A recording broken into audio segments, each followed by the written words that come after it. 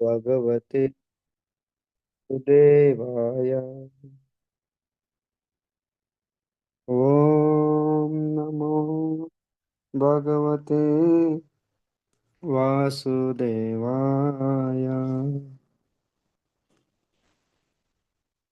వైష్ణవులందరికీ నా హృదయపూర్వక ప్రణామాలు. జూమ్ సత్సంగానికి విచ్చేసిన భక్తులందరికీ స్వాగతం. హరే కృష్ణ. సో గీతా మహత్యం, భగవద్గీత గీతా జయంతి సందర్భంగా భగవద్గీత కోసం కొన్ని విషయాలు మీ అందరికి కూడా చెప్పడం జరుగుతుంది. మీరు కూడా అందరు కూడా శ్రద్ధతో వినడానికి ప్రయత్నం చేయండి.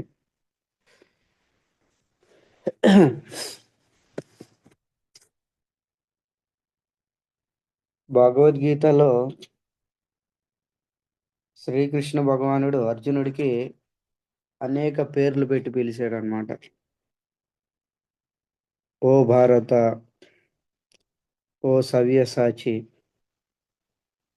ధనంజయ, ఇలాంటి పేర్లు, అనేక పేర్లు పెట్టి పిలవడం జరిగిందనమాట. మరి ఆ పేర్లు యొక్క అర్థం ఏంటో తెలుసా మీకు ఎవరికైనా? తెలియకపోతే తెలుసుకోవడానికి మనం అందరం కూడా ప్రయత్నం చేసుకున్నాం. ఈరోజు దాని మీదే ఎన్ని రోజులైతే అన్ని రోజులు దాని మీద మనం చెప్పుకోవడానికి ప్రయత్నం చేద్దాం. ఆ పేర్ల యొక్క అర్థం ఏంటి? ముందు ఈ గీతా భాగవతం అర్థం కావాలంటే మనం పాపం నుంచి ముక్తి అవ్వాలి. వినిపిస్తుంది అందరికీ? హరే కృష్ణ. వినిపిస్తుంది ప్రభుజీ. భగవద్గీతలో శ్రీకృష్ణుడు మొట్టమొదట సంబోధన ఇస్తున్నాడు. భగవద్గీత 3.3 శ్లోకంలోని భగవంతుడు చెప్తున్నాడు అనమాట. ఈ శ్లోకం చదువుతారు ఎవరైనా? భగవద్గీత 3:3.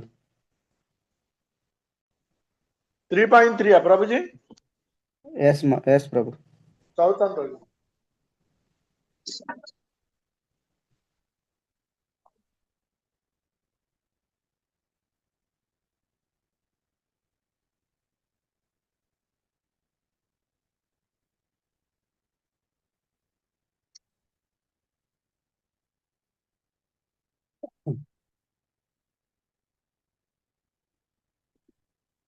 హరే కృష్ణ.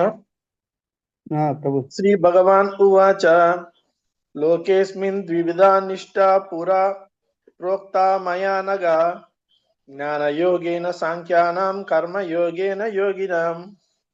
అనువాదం అనువాదం చదువుతారా? ప్రభుజీ. అనువాదం చదవండి. భాష్యం వదిలేసి అనువాదం చదవండి. దేవదేవుడు పలికెను, పాపరహితుడైన ఓ అర్జున, ఆత్మానుభూతి కొరకు యత్నించే మానవులు 2 రకములుగా ఉందురని నేను ఇదివరకు వివరించి తిని.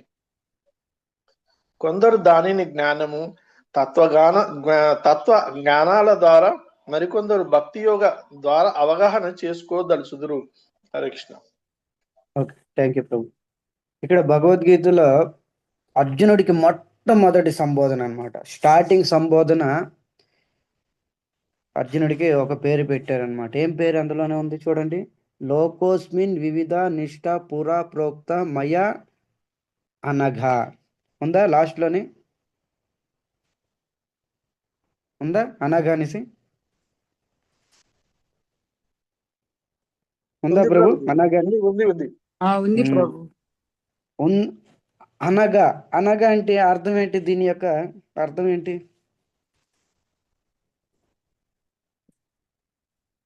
నేను చెప్తాను.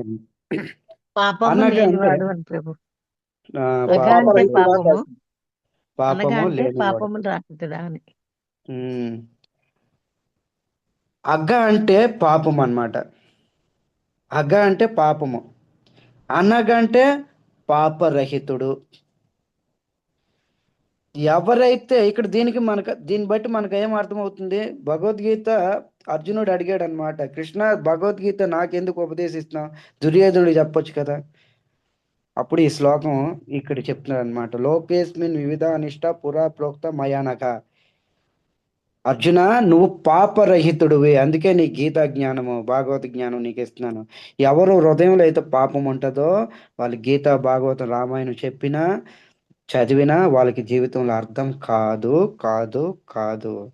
కృష్ణుడు మొట్టమొదట సంబోధన స్టార్టింగ్ ఇక్కడి నుంచే ప్రారంభిస్తున్నాడు అనమాట. అనగా అంటే పాపరహితుడా, నువ్వు పాపరహితుడు, అందుకేనే నీకు ఈ గీతా జ్ఞానం ఇస్తున్నాను అనమాట.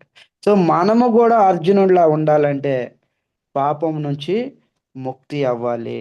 ఇక్కడ కృష్ణుడు అర్జునుడిని మాధ్యం చేసి మన అందరికి కూడా చెప్తున్నారనమాట. మరి పాపం అంటే ఏంటో తెలుసా? దానికి కూడా తెలుసుకుందాం. పాపం అంటే ఏంటో మీకు విస్తారణ శ్రీ వ్యాసముని పద్మ పురాణంలో చెప్తున్నారనమాట. పాపం యొక్క పరిభాష ఈ విధంగా ఒక్క శ్లోకంలో వ్యాసముని చెప్తున్నారనమాట. అష్టాదశ పురాణేషు వ్యాసస్య వసనం పరోపకార పుణ్యాయ పాపాయ పరపీడనం. ఒకే ఒక శ్లోకంలో రెండు అర్థాలు చెప్తున్నారనమాట. ఈ 18 అష్టాదశ పురాణేషు 18 పురాణాల్లోని రచించాను. దాని యొక్క కంక్లూజన్ ఏదైతే ఉందో పరోపకార పుణ్యాయ పాపాయ పరపీడనం. పరోపకారం చేయడము పుణ్యము, పాపాయ పరపీడనం తోటి వ్యక్తికి కష్టం కలిగించడము, ఇది పాపము. వ్యాసముని ఒక శ్లోకంలో చెప్పేస్తున్నారు అనమాట. ఇక్కడ ఎంత చక్కగా చెప్తున్నారు చూడండి. పరోపకార, మన కోసం మనం బ్రతకడం కాదు, పరుల కోసం బ్రతకాలి. ఇది పరోపకారం అంటారనమాట. ఎలా బతకాలి? ధనం ఇచ్చే భోజనం పెట్టే కాదు, ప్రచారం చేసి, ప్రచారం ద్వారా అందరి జీవులకి సుఖాన్ని ఇవ్వాలి. గీతా భాగవతం ప్రచారం చెయ్యాలి, వాళ్ళకి సుఖాన్ని ఇవ్వాలన్నమాట. ఇది పరోపకారం అన్నమాట. దీనికి మించిన పరోపకారం లేదు, శాస్త్రం చెప్తుంది. పాపాయ పరపీడనం, తోటి వాళ్ళకి కష్టం కలిగించడము, ఇబ్బంది పెట్టడము, దీనికి మించిన పాపం లేదు. తోటి వ్యక్తికే కాదు, ఈ శరీరం కూడా పరాయ శరీరమే. ఈ శరీరం కూడా పరాయిదే. శరీరం మందా పరాయిదే చెప్పండి? శరీరం మందా పరాయిదే? మనది కాదు. మనది కాదు ప్రభు, మనది కాదు శరీరం కూడా. మరి అలాంటి శరీరాన్ని కూడా ఇబ్బంది పెట్టడము, ఇది పాపమే.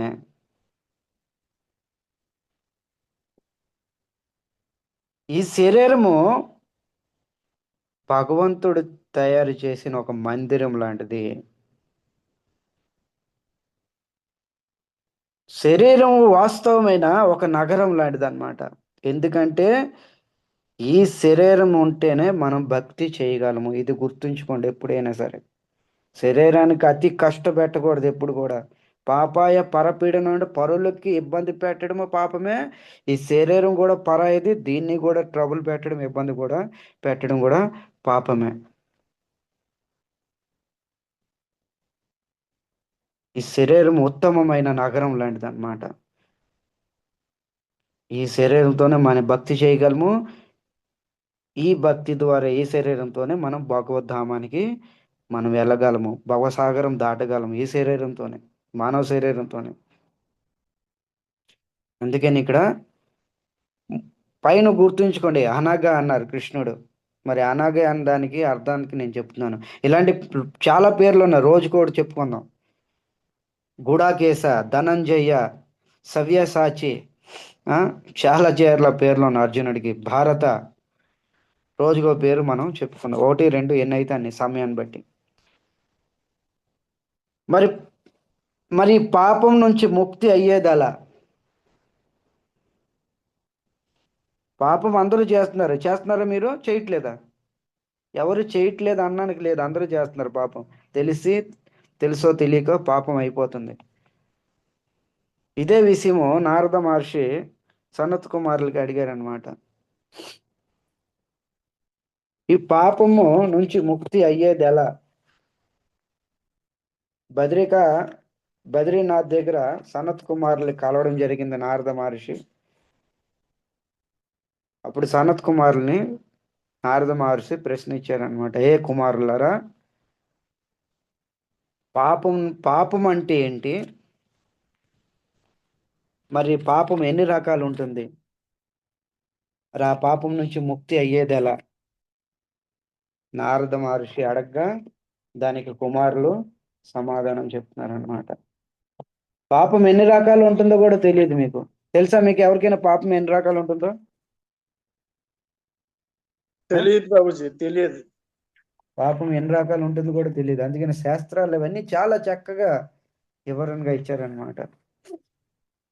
ఎన్ని రకాలుగా ఉంటుంది, మరి ఆ పాపం నుంచి ముక్తి అయ్యే మార్గం ఈరోజు సనత్ కుమారుల ద్వారా మనం విందాం. ఇది పద్మ పురాణంలో ఉంది, చెప్పడం జరిగింది అనమాట. ఏ మానవ క్రీతస్తు సర్వదా సదా దురాచ రరతి విమాత్మం క్రోధాగ్నిదగ్ధ కుటిలచ్చ కామిన సప్తాహయజ్ఞే నకలౌ పునంతితే. సనత్ కుమార్లు ఈ విధంగా చెప్తున్నారనమాట. ఏ మానవ పాప కృతస్థు సర్వదా, ఈ కలియుగంలో మానవులు సర్వదా పాపాలు చేస్తూనే ఉంటారు. చూడండి, నేను ఎందాక చెప్పా కదా, అదే చెప్తున్నారు ఈ కలియుగంలో సదా సదా ఎప్పుడు కూడా చేస్తూనే ఉంటారు. భక్తులు అభక్తులు అందరూ చేస్తూనే ఉంటారు. నేను పాపం చేయలేదు ప్రభు అన్నానికి లేదు. తెలిసి జరుగుతుంది, తెలియక జరుగుతుంది. సదా అందుకని ఇక్కడ చెప్పడం జరిగింది అన్నాడు. ఏ మానవ పాప కృతస్థు సర్వదా. ఏంటిదా పాపాలు? దురాచార. ఒక్కొక్క పాయింట్ చూడండి, నోట్ చేసుకోండి ఒక్కొక్క పాయింట్. దురాచార. దురాచార అంటే వేద విరుద్ధంగా నడవడము, వేద విరుద్ధంగా నడవడము, వేద వాక్యాన్ని జీవితంలో దించకపోవడము, ఇది మొదటి పాపము. కేవలం చదవడము వినడమే కాదు, దాన్ని పాటించడం కూడా బాధ్యత. అందుకని ఇక్కడ చెప్తున్నారు సదా దురాచార. ఎల్లప్పుడు కూడా వేద విరుద్ధంగా నడవడము, వేద వాక్యాన్ని జీవితంలో దించకపోవడము, ఇది మొదటి పాపము. ఇక రెండో పాపము విమార్గగా, మార్గము తప్పి బ్రతకడము. మార్గము తప్పి బ్రతకడము. నిజమైన మార్గం ఏంటి? నిజమైన మార్గం ఏంటి? మనం చెప్పుకున్నాం కదా, మన నిజమైన మార్గదర్శకులు ఎవరు? ఎంతమంది? నిన్న కాక మొన్నే మనకి చెప్పుకున్నాము, గుర్తుందా? మర్చిపోయారా? 12 మంది మహాజనులు. 12 మంది మహాజనులు. వాళ్ళ యొక్క అడుగుజాడలో నడవడము, వాళ్ళని విడిచి మన మార్గాన్ని మనం ఎంచుకోవడము విమార్గగా అవుతుంది. ఇది ఒక పాపము. సినిమా హీరోల్ని వాళ్ళని ఫాలో అవ్వడము, వాళ్ళు జిత్తులు పెంచుకుంటే మనం జిత్తులు పెంచుకోవడం, గెడ్డలు పెంచితే గెడ్డలు పెంచుకోవడం, వాళ్ళు ఏది ఆచరిస్తే అది ఆచరించడము, ఇది విమార్గగా అవుతుంది అనమాట. దారి తప్పి నడవడము. వాళ్ళు మనకి ఐడియల్ కాదు, వాళ్ళు మనకి మార్గదర్శకులు కాదు. అదే చెప్తున్నారు.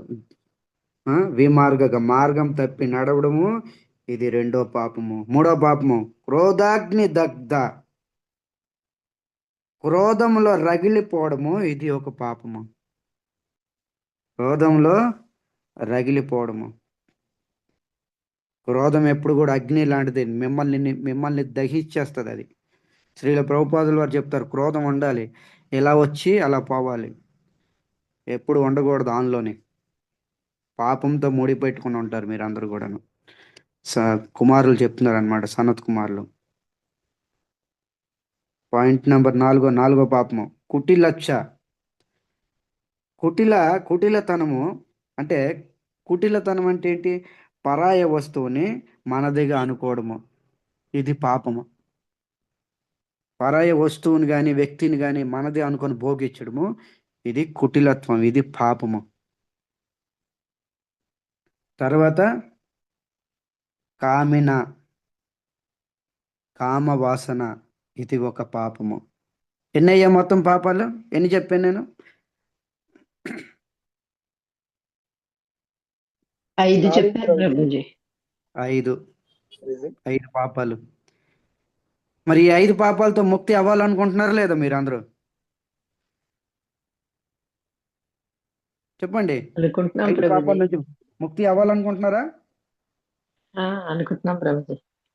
మీరు అడిగినట్టుగా నారద మహర్షి మీ అందరి తరపుని, మీ అందరు అంటే మన అందరి తరపుని నారద మహర్షి సనత్ కుమారులకు అడిగారు అనమాట. ఏ కుమారులారా, మరి ఈ పాపం నుంచి ముక్తి అయ్యేది ఎలా? మరి ఏం మార్గం లేదు, ఉపాయం లేదు, ఉపాయం చెప్పండి. అప్పుడు నారద మహర్షి సనత్ కుమారులు చెప్తున్నారనమాట.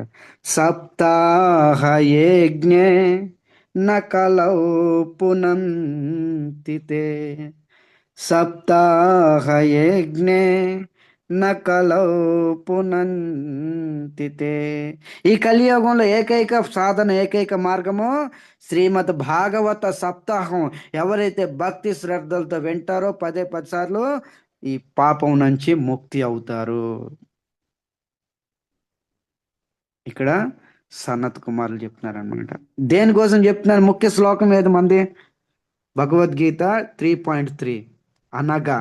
అనగా మీద దాన్ని పట్టుకోండి, అనగా. సో పాపం నుంచి ముక్తి అవ్వాలంటే ముందు గీతా భాగవతం మనకు అర్థం కావాలంటే ఈ పాపాల నుంచి ముక్తి అవ్వాలి. చూడండి ఎక్కడి నుండి ఎక్కడికి ఉందో ఇవన్నీ. మన ఊహకు కూడా అందని ఇవన్నీను. మీరు ఎప్పుడు వినే ఉండరు ఇవన్నీను. నేను దీనికోసమే ఈ బుక్, గ్రంథం కూడా రచించాను. ఇవన్నీ భాగవత మహాత్యము, గోకర్ణ దివ్య ఉపదేశము మన గీతా జయంతి రోజు లాంచ్ అయింది. సో త్వరలో హైదరాబాద్ కూడా పంపిస్తాను. మన అనంతపురం పంపించాను. అనంతపురం నుండి మన అక్కడ గీత ప్రవచనం అని చెప్పొచ్చాను. ఇక్కడ హైదరాబాద్ కూడా తీసుకొస్తాను త్వరలోనే. సో ఈ విధంగా అన్నమాట. ఇంకా అంతేకాదు పాపాలు, మీరు అనుకోమాకండి ఇదే పాపం అనేసి. ఇంకా ఉన్నాయి పాపాలు, మీరు కౌంటింగ్ చేయండి. కేవలం సత్యేన హీనా పితృమాతృదూషక తృష్ణా కులచ శ్రమవర్జితాం తాం ఏదంబికామ చరణం హి హింసక. చూడండి పాపం. ఇంకా పాపాలు లెక్క పెట్టండి. ఆ శ్లోకంలో ఎన్నయ్యో 5, ఈ శ్లోకంలో ఎన్నో లెక్క పెట్టండి. సత్యేన హీన, అబద్ధం ఆడడం ఒక పాపము. మరి ఈ రోజుల్లో ఎవరు అబద్ధం ఆడుకుంటూ ఉంటున్నారు? మొబైల్ వచ్చిన కానీ అన్ని అబద్ధాలే. ఇంటి నుండి స్టార్ట్ అవ్వలేదు, దగ్గరికి వచ్చేసాననేసి ఫోన్ చేస్తాము. ఇదిగోండి 5 నిమిషాలే, జస్ట్ ఇక్కడే ఉన్నానంటాం. ఇంటి నుండి స్టార్ట్ అవ్వలేము మనము. చిన్న చిన్న అబద్ధాల కోసం మొబైల్ని అడ్డం పెట్టుకు చిన్న చిన్న అబద్ధాలు మనం అనుకోండి చిన్నదని. చిన్నదైనా పెద్దదైనా పాపం పాపమే. గవర్నమెంట్ దృష్టిలో సిగ్నల్ చిన్నది క్రాస్ చేసినా, ఇంకా ఏది చేసినా సరే దండనే. అలాగే భగవంతుడి దృష్టిలో కూడా దండనే, పాపమే. అది చిన్నది అవ్వచ్చు, పెద్దది అవ్వచ్చు. ఒక్క మర్డర్ చేసినా, 10 మర్డర్లు చేసినా మర్డరే. సో ఇవన్నీ మనం అనుకోవాలి, చిన్నదే కదా ప్రభుజీ అని. చిన్నది మనం అనుకుంటున్నాం. మనకు మనం నిర్ణయిస్తే కుదరదు. ఇక్కడ భగవంతుడి దృష్టిలో ఏంటిది అది? భగవంతుడు ఏమైనాలో చూస్తున్నాడు. ఇక్కడ అదే చెప్తున్నాడు. సత్యేన హీన పితృమాతృదూషక. అబద్ధం ఆడడం పాపము. తర్వాత పితృమాతృదూషక, తల్లిదండ్రులను దూషించడము, వాళ్ళని అనాథాశ్రమం పంపించడము, వాళ్ళకి సరిగా చూడకపోవడము, ఇది ఇంకొక రకమైన పాపము. పితృమాతృ దూషగా. తర్వాత తృష్ణాకుల. తృష్ణ కామవాసన, కంటికి ఒక దాహము. తృష్ణ అంటే దాహం అన్నమాట. కంటికి ఒక దాహము, చెవులకు ఒక దాహము, చర్మానికి ఒక దాహము, నోటికి ఒక దాహము, జీహ్వాకు ఒక దాహము. కంటికి దాహం ఏంటి? చెడు దృశ్యాలు చూడడము. త్వచ, చర్మానికి ఒక దాహము, ఆలింగనం చేసుకోవడానికి. ఎవరినైనా ఆలింగనం చేసుకోవాలి. చెవులకి ఒక దాహము, సినిమా పాటలు ఇలాంటివి మనోరంజన వినాలనేసి. దీన్ని ఇక్కడ ఏం చెప్తున్నారు? తృష్ణాకుల, ఈ కామవాసన, ఇంద్రియ దాహం ఏదైతే ఉందో ఆ దాహము పాపము. తృష్ణాకుల పాపము. సనత్ కుమార్ చెప్పినవన్నీ టోటల్గా మనలో ఉన్నవి ఇందులోనే. బయట వాళ్ళకి ఎందుకు, మనకే ఉన్నవి. అవునా? అవునా మాతాజీ, పద్మావతి మాతాజీ? ప్రభుజీ. సనత్ కుమార్ చెప్పినవన్నీ మనకున్నా, నాకు అనిపిస్తుంది. మీరైతే నాకు తెలీదు, నాలో ఉన్నాయి పూర్తిగా. నాకు నేనే ముందు నెంబర్ వాళ్ళు. తృష్ణాకుల, ఇంద్రియ దాహము పాపము. తర్వాత ఆశ్రమ ధర్మ వర్జిత, వర్ణాశ్రమ ధర్మ పాటించకపోవడము పాపము. వయసు ప్రకారంగా ఆ వర్ణాశ్రమ ధర్మాలు పాటించాలి. 1 to 25 బ్రహ్మచర్య, 25 నుండి 50 గృహస్థ, 50 నుండి 75 వానప్రస్థ, 75 బ్రతికి ఉంటే 75 నుండి 100 సన్యాస. ఒకవేళ ఉంటే వర్ణాశ్రమ ధర్మాలు పాటించకపోవడం ఇది ఒక పాపము. ఎల్లప్పుడూ గృహంలోనే ఉండిపోయి ఆ ఆ గృహవాసంలో చిక్కుపోయి అందులోనే మగ్గిపోయి చావడం కాదు.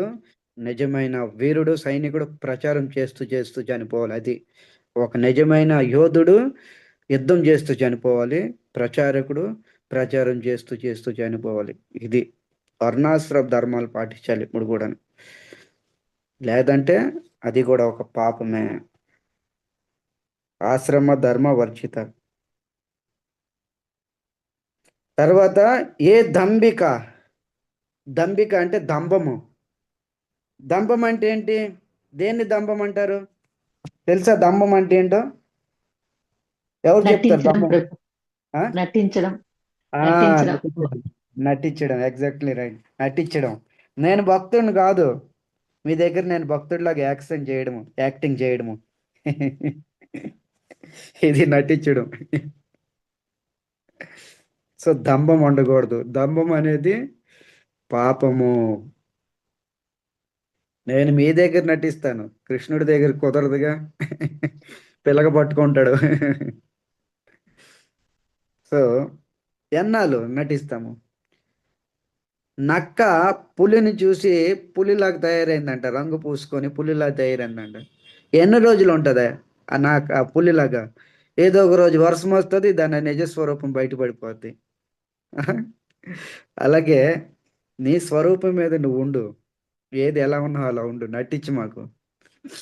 ఏది కూడా నటన ఉండకూడదు ఎప్పుడు కూడా. దంభము, ఈ దంభము చూపించుట పాపము. తర్వాత మచ్చరినాం. మచ్చరినాం అంటే ఏంటి మాతాజీ? మచ్చరత. అంటే తోటి వాళ్ళ ఎదుగుదల చూసి అసూయపడు. Exactly right. తోటి వాళ్ళ ఎదుగుదల చూసి మనము అసూయ పడడము, జల్సీ, ఇలాంటివన్నీ మచ్చరత అంటారనమాట. మరి ఈ రోజుల్లో చూడండి, ఈ సమాజంలో, ఈ రోజుల్లో, ఈ జనరేషన్లో ముఖ్యంగా మన సంస్థలోనే జరుగుతున్నవి. పద్మావతి మాతాజీ బాగా ప్రవచనం చెప్తున్నారంటే పద్మావతి మాతాజీకి వెనక లాగాలి. అవునా? అంత లేదు ప్రభుజీ. ఉంది. మీరు 4 క్లాసులు చెప్పండి, ఇప్పుడు లేదు. మీరు 4 క్లాసులు చెప్పండి, అప్పుడు తెలుస్తుంది మీ వెనకతలు ఎంతమంది పడి ఉన్నారో. దీన్ని మచ్చరత అంటారు. మీ ఎదుగుదల వాళ్ళు సహించలేరు. ఇది వాస్తవం. లేకపోతే ఎందుకు సనత్ కుమార్లు చెప్తారు ఇక్కడ? రాబోయే కలియుగంలో జనరేషన్ ఇలా తయారవుతుంది. భక్తులైన అభక్తులైన వాళ్ళ వీళ్ళని కాదు, అంతే ఇలాగే తయారైంది ఇప్పుడు. ముఖ్యంగా మన భక్తి సమాజంలోనే ఎవరో ఒకరు ముందుకు వెళ్ళారనుకోండి, ప్రచారం కోసము బాగా ప్రచారం చేస్తున్నట్టు వాళ్ళు ధోతి లాగడానికి. ఈ దంభము పాపము, ఇది వాళ్ళకి తెలియట్లే. భక్తులైన అభక్తులైన పాపం, ఇది భయంకరం. నేను చేయలేకపోతున్నాను, ఆ వ్యక్తి చేస్తున్నారు, ప్రచారం చేస్తున్నారు, గర్వపడాలి. సబాస్ మంచిదనిసి పల్లె పల్లెల్లో వీధి వీధుల్లో తిరిగి ప్రచారం చేస్తున్నారు భార్య బిడ్డలను వదిలేసి అనేసి.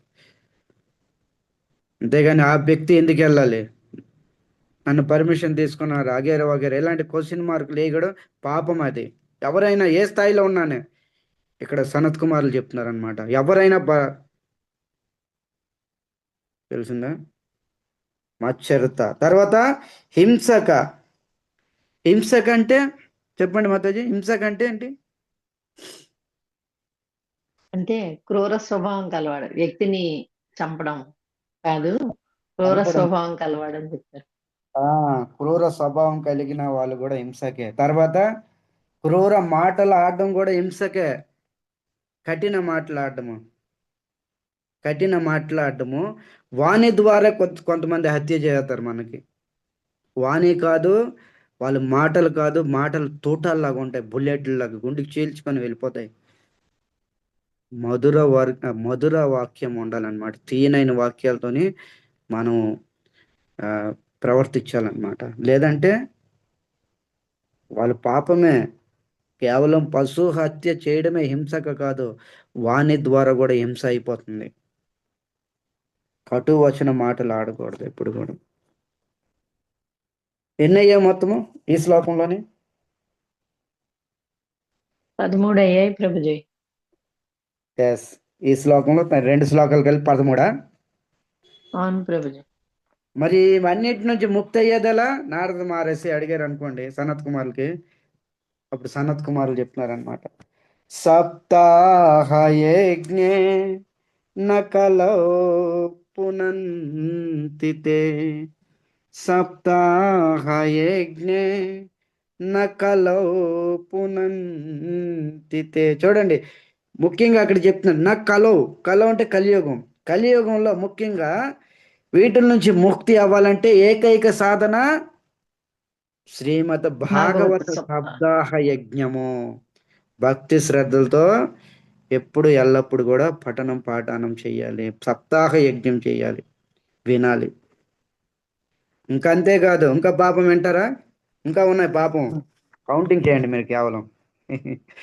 తర్వాత ఇంకొక శ్లోకంలో చెప్తాం, 3 శ్లోకాల్లో చెప్పారనమాట.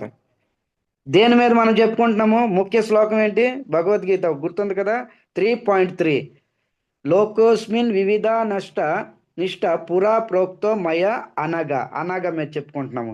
మన గీతా భాగవతం అర్థం కావాలంటే పాపం నుంచి ముక్తి అవ్వాలి, అప్పుడే మనకి అర్థమవుతుంది. సో దాని మీద పాపం అంటే ఏంటి, పాపం యొక్క పరిభాష ఏంటి, దాని మీద మనము చెప్పుకుంటాం అన్నమాట. ఇంకొక శ్లోకంలో సనత్ కుమారులు చెప్తున్నారనమాట. పంచోగ్ర పాప చలచద్మకారిణం క్రూరా పిశాచ ఇవ నిర్దయచయే బ్రహ్మ స్వపుష్ట వ్యభిచార చకారిణ. పంచుగ్ర పాప, ఇవే కాదు 5 భయంకరమైన పాపాలు ఉంటాయంట. వేదం చెప్తుంది 5 భయంకరమైన పాపాలు. పంచ ఉగ్ర పాప ఏంటిది? 5 భయంకరమైన పాపాలు చూడండి. మదిరపానం చేయడము, బ్రహ్మహత్య, సువర్ణ చోరీ అంటే బంగారం దొంగతనం, గురు భార్యతో సంబంధం పెట్టుకోవడము, నమ్మక ద్రోహము. ఇవి 5 ఉగ్ర పాపాలతో పోల్చారు. వేదం ఉగ్ర పాపాలతో పోల్చిందనమాట. పంచుగ్ర పాప, మదిరపానము, బ్రహ్మహత్య, సువర్ణ చోరీ, గురు భార్యతో సంబంధం పెట్టుకోవడం, నమ్మక ద్రోహం చేయడం. నమ్మక ద్రోహం ఎప్పుడు జీవితంలో చేయకూడదు, ఎప్పుడు కూడాను. ఇవి ఉగ్ర పాపాలు. అంతేకాదు తర్వాత చెప్తున్నారనమాట, చలచద్మ కామినం, మోసము చేసి డబ్బులు తీసుకోవడము.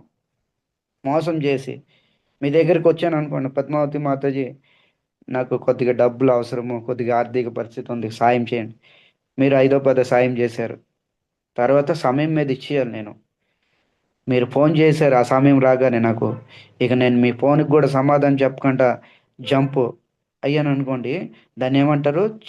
చద్మకారిన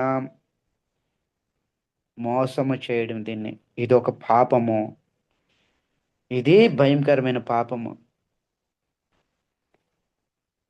తర్వాత క్రూరంగా ఉండడము, క్రూర స్వభావంగా ఉండడము. చాలా మంది క్రూర స్వభావంతో ఉంటారనమాట. బయటికి మాత్రం దైవీ గుణం సంపన్నులాగా ఉంటారు, లోపల మాత్రం స్వభావము క్రూర స్వభావంగా ఉంటారనమాట. ఇది ఒక పాపము. తర్వాత పిశాచ నిర్దయ.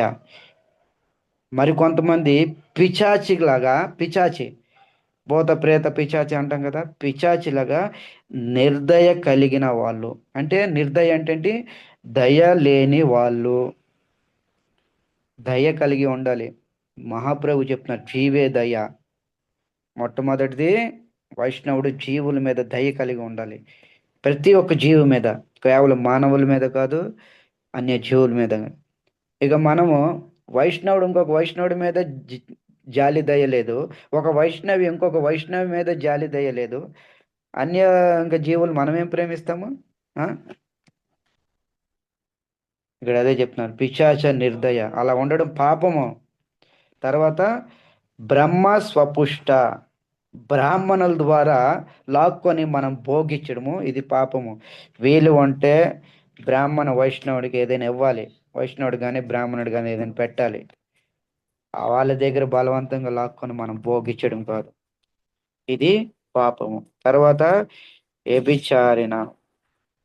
వ్యభిచారి చేయడము, ఇది ఒక రకమైన పాపము.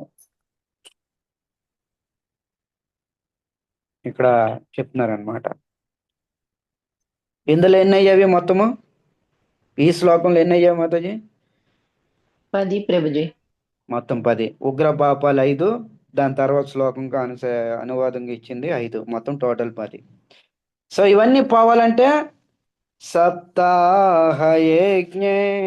కలౌ పునంతితే. పాడండి, సప్తాహయజ్ఞే నకలౌ పునంతితే. సప్తాహయజ్ఞే నకలౌ పునంతితే. ఇవన్నిటి నుంచి ముక్తి అవ్వాలంటే శ్రీమద్ భాగవత సప్తాహం, ఈ కలియుగంలో ఏకైక సాధన భాగవత సప్తాహం. ఇది మీరు అంటారు, ఒకసారి భాగవతం విన్నాం కదా ప్రభుజీ అనేసి, ఒకసారి వినేస్తారు, తర్వాత వచ్చి పాపాలు చేయరా?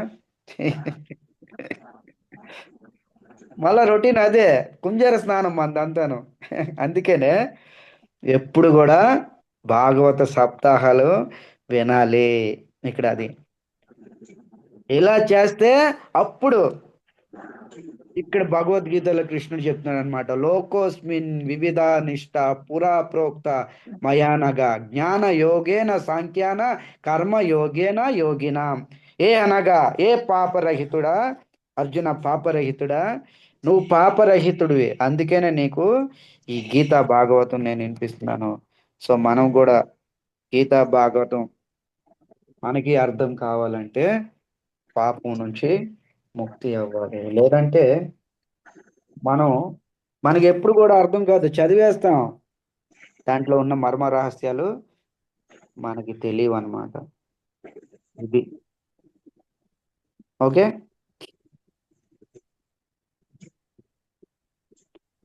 ఇంకొక శ్లోకం తీసుకున్నామా? ఇంకొక పేరు తీసుకుందాం అర్జునుడిది. ఇంకొక పేరు తీసుకుందామా మాతాజీ?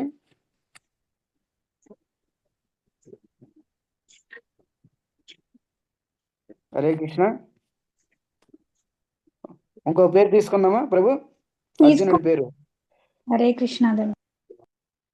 ఇప్పుడు ఒక పేరు అయింది. ఏ పేరు మీద మనం చెప్పుకున్నాము? అనగా. ఇంకో రెండో పేరు ఈ విధంగా చెప్తున్నారనమాట. రెండో పేరు 11:48 తీయండి. 11:48 చదవండి తీసి.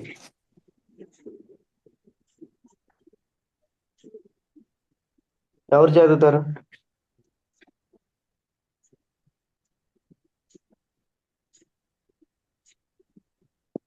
ప్రభుజీ ప్రభుజీ ఇందాక నేను చదవనా? ప్రభుజీ చదవండి. 11:48 మాతాజీ. భగవద్గీతనా మాతాజీ? అవును మాతాజీ. భగవద్ థ్యాంక్ యూ. నవేద యజ్ఞాధ్యయనైర్న దానౌ నచ క్రియాభిర్న తపోభిరుగ్రై ఏవం రూప శక్య అహం నృలోకే ద్రష్టుం త్వదన్యేన కురు ప్రవీర. లాస్ట్ లో ఏముంది? కురు ప్రవీర. అర్జునుడికి ఒక పేరు అది, కురు ప్రవీర. ఎప్పుడైనా విచారించారా ఇలాంటి పేర్లు అర్జునుడికి కూడా ఉన్నావనేసి? అవునా? ఏం మాతాజీ? ప్రభుజీ నిన్న శ్లోకాలు చదివేటప్పుడు ఇవి కొంచెం అబ్జర్వ్ చేశాను ప్రభుజీ నేను. అంటే నిన్న భగవద్గీత శ్లోకాలు చదువుతారు కదా, అప్పుడు అబ్జర్వ్ చేశాను ప్రభుజీ. మీరు చెప్పారు కదా ఈ పేర్లు మీరు చెప్తారు అని, అప్పుడు అబ్జర్వ్ చేశా. అప్పటి వరకు అయితే ఆలోచించలేదు ప్రభుజీ. ఎస్ రైట్, అబ్జర్వ్ చేయాలి మనం కూడా. అందుకనే చూడండి ఇక్కడ ఫస్ట్ ఏమనుకున్నా అనగా, ఇది రెండోది సంబోధన. అర్జునుడికి ఏం చెప్తున్నారు? కురు ప్రవీర. కురు ప్రవీర అంటే ఈ ఒక్క శ్లోకంలోనే కాదు, 11:48లో కాదే, ఇలాగ అనేక సార్లు అనేక శ్లోకాల్లో అనేక అధ్యాయాల్లో సంబోధించారు. మీకు ఒక విషయం ఇక్కడ చూపిస్తున్నాను ఒక శ్లోకంలో ప్రమాణంగా. కురు ప్రవీర.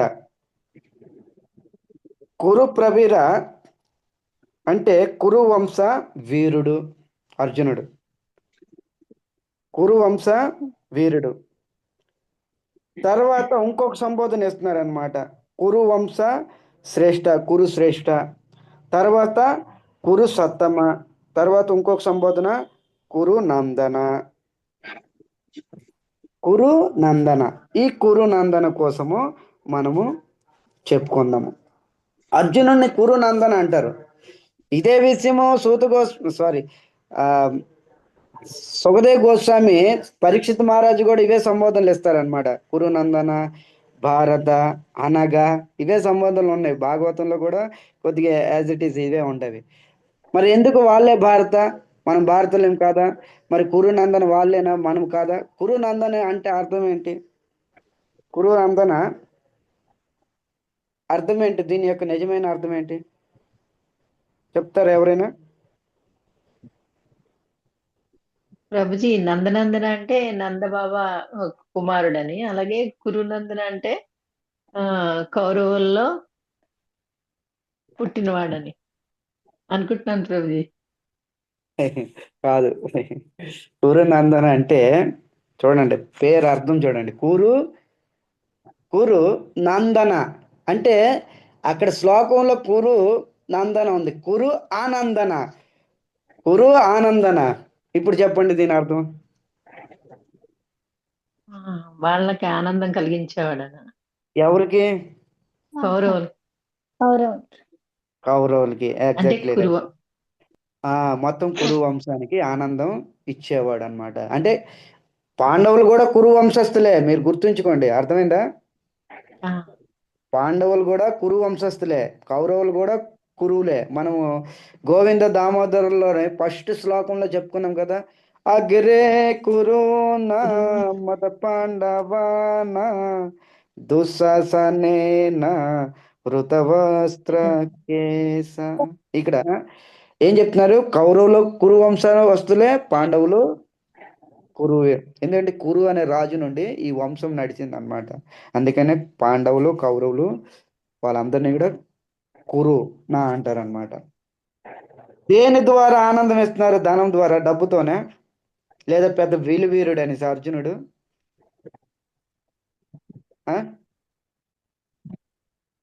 దేని ద్వారా ఆనందాన్ని ఇస్తున్నాడు అర్జునుడు కురు వంశానికి?